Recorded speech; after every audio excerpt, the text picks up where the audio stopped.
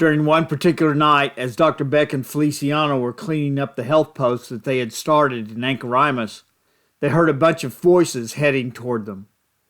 Pastor Nestor Peñaranda, who was there to lead worship the next day, burst through the door and said that the local priest had really riled the people up, and about 300 men were headed toward the health post to, quote, evict, unquote, Dr. Beck and destroy the health post. They were even carrying clubs. Do we stay and defend the health post, or do we run for our lives?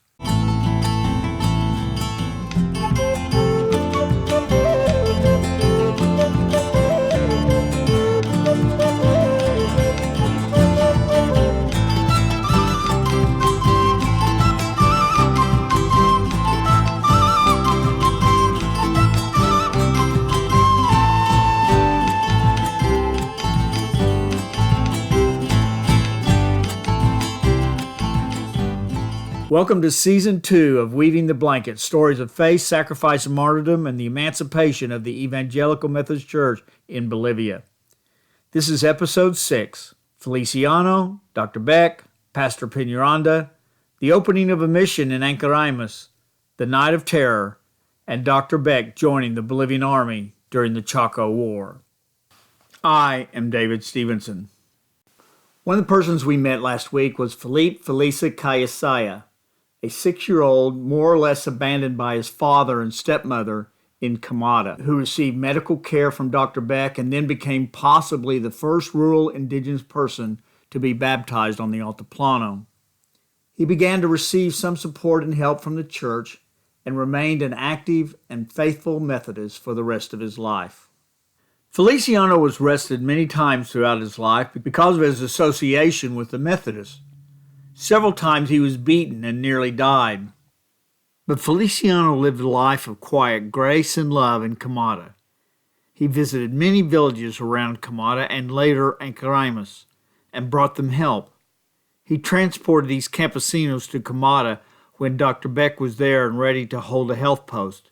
He performed many acts of kindness, never knowing that these acts of kindness would save his life one day. And as I said last week, one of Feliciano's children, a girl named Antonia, became the wife of Eugenio Poma, who became the bishop of the IMB in 1984 and was the bishop when I arrived in Bolivia. It was Antonia who shared the stories of the Aymara people with me on my first trip to Bolivia in 1987, which captured my heart. On my second trip in 1989, I met Feliciano. He was approximately 67 years old, wasn't sure, but he believed that he was born in 1922.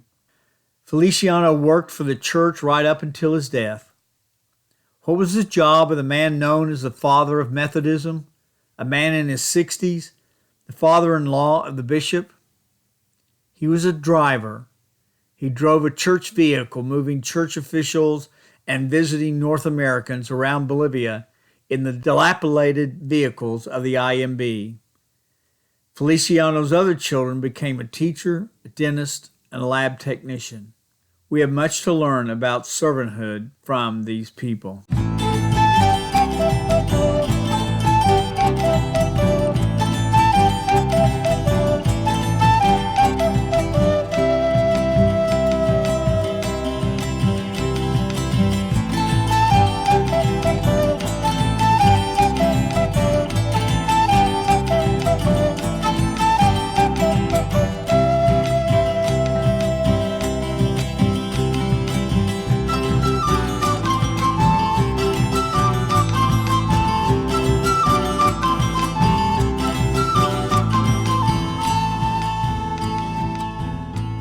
Dr. Frank and Bessie Beck lived in La Paz during these days. Frank's main job was to give health exams to the elite students at the American Institute.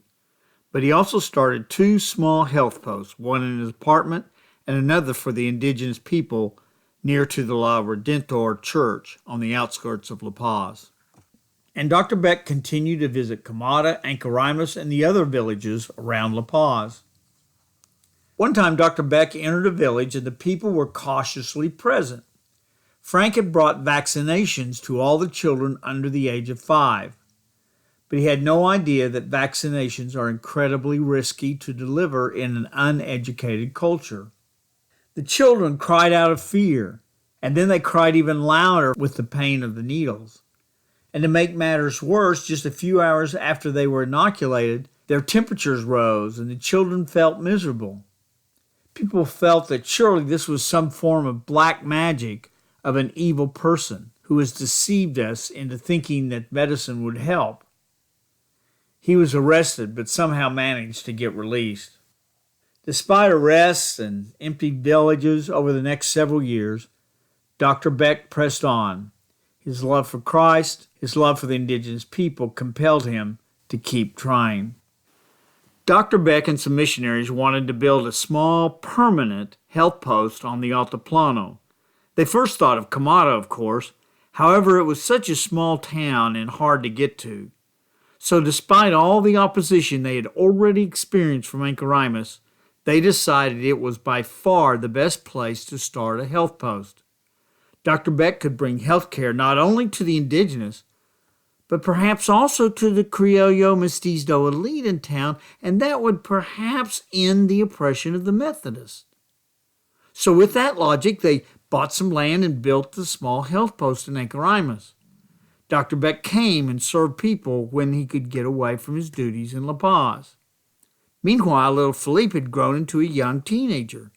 He became one of the favorites of all the missionaries. Despite the struggles in his life, Felipe had developed such an incredibly pleasant personality that missionaries simply called him Feliciano, which means happy. That name would stick with him for the rest of his life. The missionaries gathered up enough money together to hire Feliciano to take care of the little temporary health post in Ancoraimes. To give you an idea of what life was like for the typical Aymara around Lake Titicaca in those days, Feliciano had never seen or tasted sugar or bread until 1952, when he was about 30 years old. He had never seen matches to light fires until 1952. It was illegal for him to receive an education because he was indigenous. Consequently, Dr. Beck would teach Feliciano how to speak, read, and write Spanish secretly at night so that the authorities wouldn't discover it. Finally, in 1952, with the coming of democracy and hope, and the laws changed, and Feliciano was now able to be educated openly.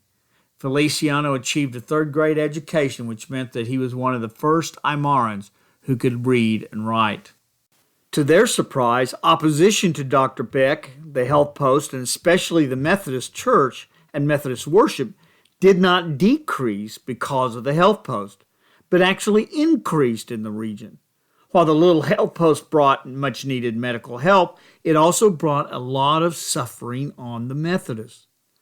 Oftentimes, the locals would try native medicine first, which would only make the illness worse. Then when the patient was nearly dead, they would bring them to the health post. Many of these patients got to the health post too late, and they would die at the health post.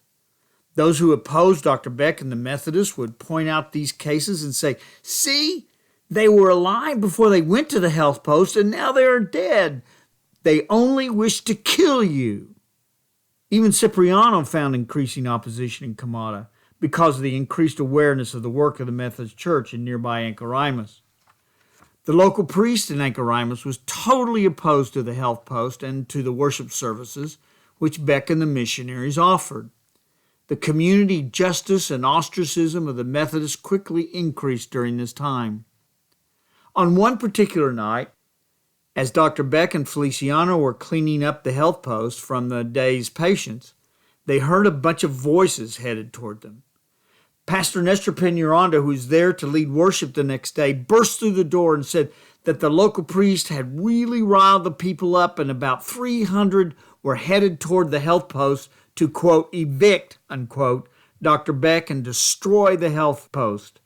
They were even carrying clubs. They knew that the mob was coming. They knew their lives were threatened. They knew they may not live through the night. They could have left for the safety of La Paz. Do we stay and defend the health post, or do we run for our lives? Yet they felt compelled by God to remain. To cut and run now would be the end of the Methodist mission work with the Aymaras. The patrons and the priests and the government would win, and the movement to bring the Aymaras into the Methodist Church and into society in general would come to a halt. Dr. Beck said he was staying to protect the clinic. Feliciano and Nestor Peñaranda quickly said they would stay with him. So they prayed, and the noise of the mob grew outside. Angry speeches were made by many in the mob. A kind of cultural superstitious religion drove the crowd.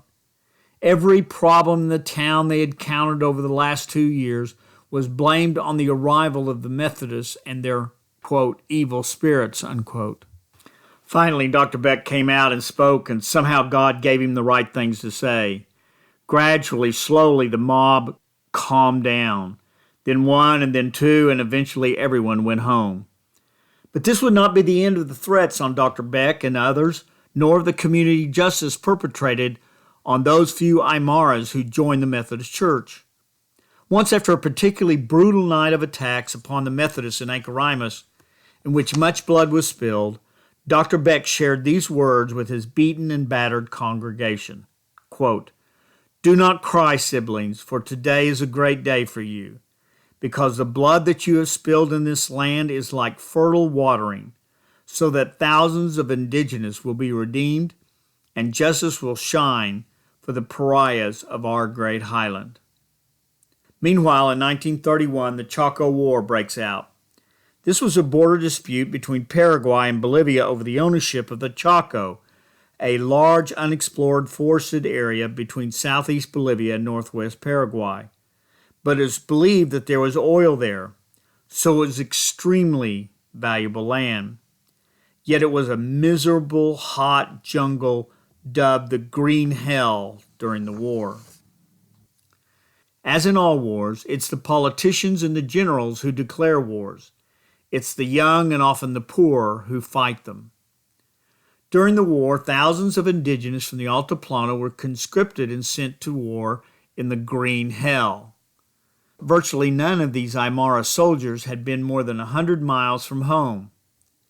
They brought heavy blankets with them to keep them warm, not realizing they were headed to the Amazonian jungle or even knew what a jungle was. It was the diseases that killed so many. The Altiplano is at about 12,500 feet. Most, if not all, bugs, flies, and other animals that carry diseases can't breathe at that altitude, so the Aymara soldiers had virtually no immunity to these diseases and had no native knowledge of how to protect themselves. The Quechua Inca soldiers, who had come from the lower altitudes, did have a little bit better knowledge, but not by much. Hundreds of Bolivian soldiers died in the battle, but thousands more Bolivian indigenous soldiers died from the diseases of the jungle. Dr. Beck was living in comfort in La Paz, running the little health post in La Paz and the other one in Ancoraimes. Apparently, from the news stories, the war was going well. But when Dr. Beck would be at Ancoraimes and some indigenous villages, he would hear horror stories, not about battles, but of the diseases and the death of the soldiers who weren't even fighting.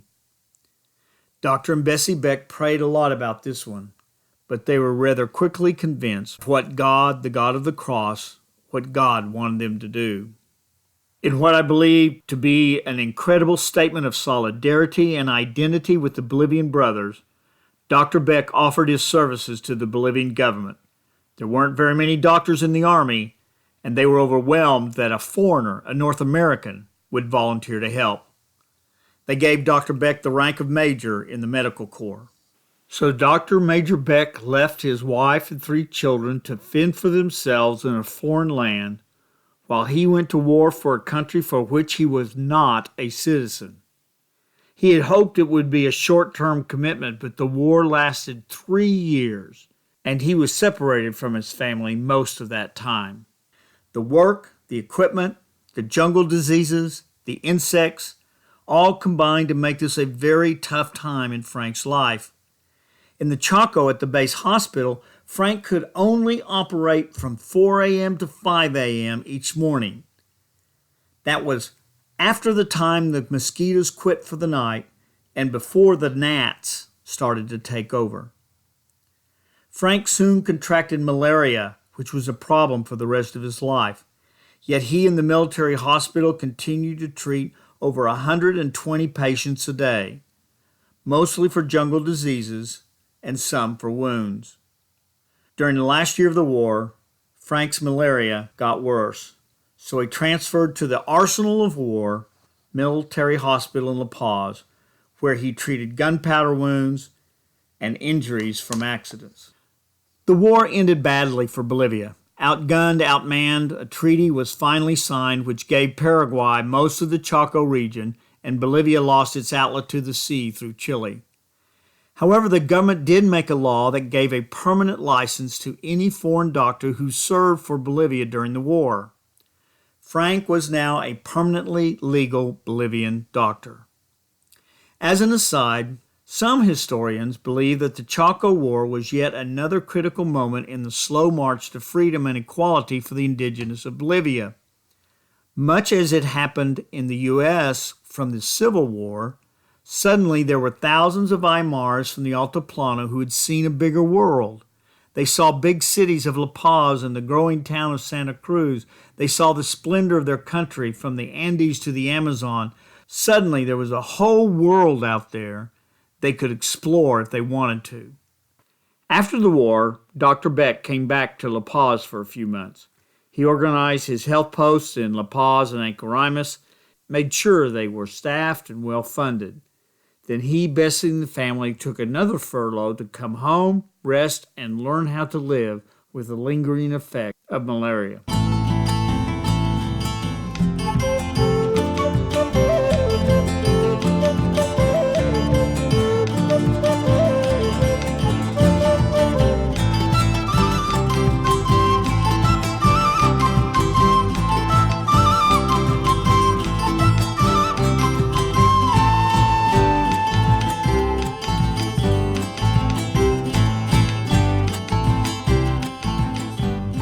Since this is a short episode, I want to reiterate some things I said in the opening episodes of Season 1 of Weaving the Blanket.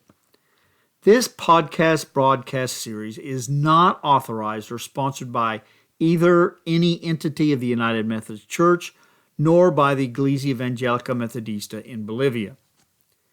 This broadcast series is from the perspective of an outsider, a North American Methodist, who for over 30 years has walked along and watched and supported and was inspired and recorded the stories of the indigenous of the IMB as they struggled against oppression and injustice against their people from those who would be dictators of Bolivia, from religious colonialists who tried to control the IMB from New York, and from the Criollo, those descendants of the conquistadors who continued the 400 years attitude that the indigenous peoples were wild animals incapable of leadership. Dr. Herman Crespo wrote a poem in Spanish which isn't as beautiful when translated into English, but still is very powerful. It says, quote, "Time passes and the facts can be forgotten. We will age, and the loves and actions of faith cease to be useful. Time will erase conversations, kisses, hugs, and our steps. The aguayo of the past is woven with dreams and pieces of hope and of old discussions. Many hands have woven its truths, its dreams, and its struggles for the emancipation of the people, and it contains every embrace and every canticle for the kingdom of justice." This podcast broadcast is an attempt to record for posterity those stories. This is the story of the Iglesia Evangelica Metodista in Bolivia and the price it paid to take up its cross and follow Christ. Again, it is not authorized or approved by any United Methodist Conference, nor by the Iglesia Evangelica Metodista in Bolivia. The message and approach of this podcast simply reflects my 32 years of involvement with the Methodist people of Bolivia. The views of the United Methodist Church and or the IMB may or may not be in agreement to my views. Most of the information of this episode comes from the little Sunday school booklet, quote, Dr. and Mrs. Fixit, The Lives of Frank and Bessie Beck, unquote.